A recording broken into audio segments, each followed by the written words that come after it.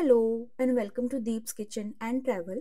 आज आपण बघणार आहोत दुधी भोपळ्याच्या खमंग वड्या कशा करायच्या. या वड्या अजिबात तळलेल्या नाही आहेत आणि अतिशय पौष्टिक आहेत. चला तर मग सुरुवात करूयात. मिक्सरच्या एका भांड्यामध्ये भरपूर सारी कोथिंबीर, 1 टीस्पून जिरं, 10 ते 12 लसूण पाकळ्या, 1 ते 2 हिरव्या मिरच्या घातल्या तरीही चालेल. हे सर्व घालून आबडधोबड वाटून घ्यायचं. खूप बारीक पेस्ट करायची नाही. आता एका भांड्यामध्ये 1 कप बारीक किसलेला दुधी भोपळा घ्यायचा. जेवढा दुधी भोपळा आहे तेवढंच बेसन पीठ म्हणजेच 1 कप बेसन पीठ, वाटून घेतलेली पेस्ट, पाव चमचा हळद, अर्धा टीस्पून लाल तिखट, चवीपुरतं मीठ, अर्धा टीस्पून गोडा मसाला आणि मोठी चिमटभर खायचा सोडा. हे सर्व पाणी न घालता मिक्स करून घ्यायचं. दुधी भोपळ्याला भरपूर पाणी असतं, त्यामुळे पाणी न घालता आपण हे मिक्स करून घेऊयात. गरज पडली तर आपण पाणी घालूयात. मिश्रण थोडंसं घट्ट झालं होतं, त्यामुळे इथे मी 2 ते 3 चमचे पाणी घातलेलं आहे.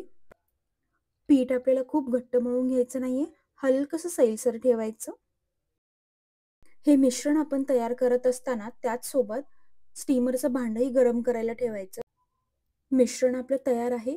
ह्याची कन्सिस्टन्सी तुम्ही पाहून घ्या. कन्सिस्टन्सी लक्षात ठेवा. साधारणतः अशी कन्सिस्टन्सी हवी आहे. खूप घट्टही नाही आणि खूप पातळही नाही. आता ह्यामध्ये सर्वात शेवटी आपण घालणार आहोत 1 चमचा दही.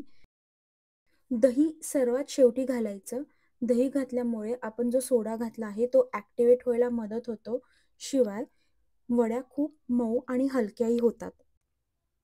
आपण जेव्हा कोथिंबिरीच्या वड्या करतो साधारणतः तशाच वड्या करायच्या, पण कोथिंबिरीच्या वड्या करताना आपण पीठ जे आहे ते घट्ट मळतो. हे घट्ट न मळता थोडं सैलसर ठेवायचं.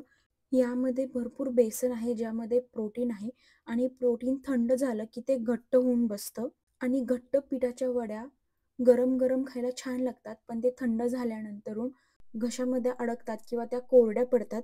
त्यामुळे वड्या करताना मिश्रण थोडं सैलसर ठेवायचं. ह्यामुळे बेसनही छान फुलतं आणि वड्याही हलक्या होतात. आता ज्यामध्ये आपण वड्या स्टीम करणार आहोत त्या ताटाला किंवा त्या भांड्याला खाली तेल लावून घ्यायचं, म्हणजे वड्या चिटकत नाहीत.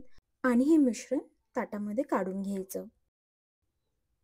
हे मिश्रण आता सगळीकडे एकसारखं पसरून घ्यायचं.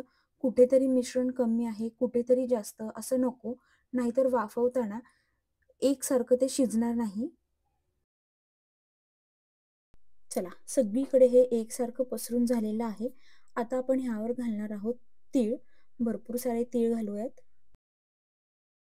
आता हे 10 ते 15 मिनिटं वाफवायला ठेवूयात.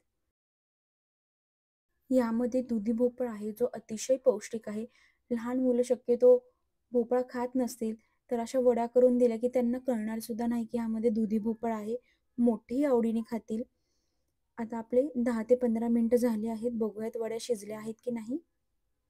हो, वड्या मस्तपैकी शिजल्या आहेत. काढून घेऊयात आणि हे असंच थंड करायला ठेवूयात. हे आता पूर्णपणे थंड झालेलं आहे. आता सुरीच्या मदतीने ह्याच्या कडा सोडून घेऊयात. मिश्रण पूर्णपणे थंड होऊ द्या, मगच ते असं काढून घ्या. खाली ह्याला आपण तेल लावलं होतं, त्यामुळे हे कुठेही चिटकणार नाही. एकदम व्यवस्थित निघेल.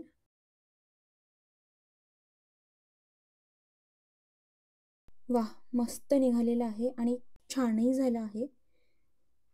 आता आपण ह्याला कापून घेऊयात. तुम्हाला हवे तसे काप करून घ्या. डायमंड शेपमध्ये करू शकता, चौकोनी शेपमध्ये करू शकता. हव्या तशा शेपमध्ये कट करून घ्या.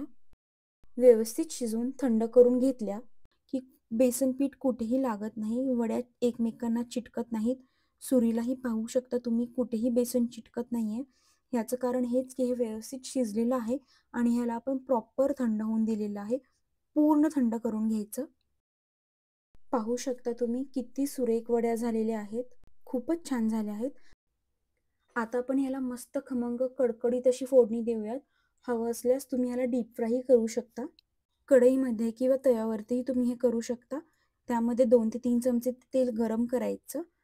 मोहरी घालायची. मोहरी तडतडली की त्यात घालायचं जिरं,